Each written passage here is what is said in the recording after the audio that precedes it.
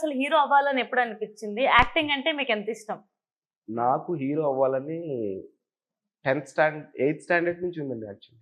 Okay. అప్పుడు try చేశా. అప్పుడు మ్యాగజైన్స్ వచ్చేవి చూసారా? 10థ్‌కే. 8th నుంచి.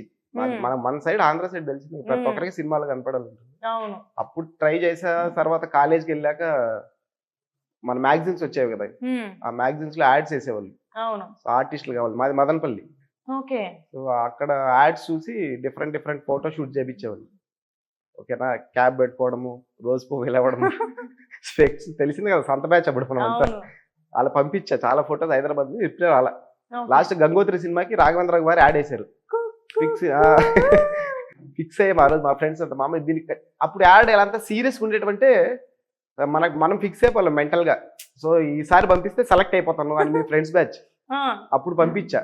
ఆ రిప్లై కోసం చాలా రోజులు వెయిట్ చేస్తే లాస్ట్ చూసి అల్లు అర్జున్ పెట్టారు యాక్చువల్లీ. సో, అలా అప్పటి నుంచి కూడా అది సినిమా అని మైండ్‌లో ఉండేది. ఓకే. తర్వాత నాకు అర్థమైంది. ఓహ్! ఇప్పుడు ఇది కష్టము. మనమే ప్రొడ్యూస్ చేయాలి. మనమే ఎంట్రీ ఇవ్వాలని చెప్పేసి బిజినెస్ స్టార్ట్ చేశా. ఓకే. ఫస్ట్ సినిమా నేనే ప్రొడ్యూస్ చేశా. అంటే నేను మా ఫ్రెండ్. సో, హ్మ్. ఈ సినిమా ప్రొడ్యూసరే. హ్మ్. సో, అలా ఎంట్రీ ఇచ్చా. సెకండ్ మూవీ వాళ్ళే ప్రొడ్యూస్ చేసి తెలుగుకొచ్చేసాను. ఓహ్! ఇప్పుడు వావ్! నెక్స్ట్ 2 మూవీస్ కూడా వాళ్ళే ప్రొడ్యూస్ చేస్తారు.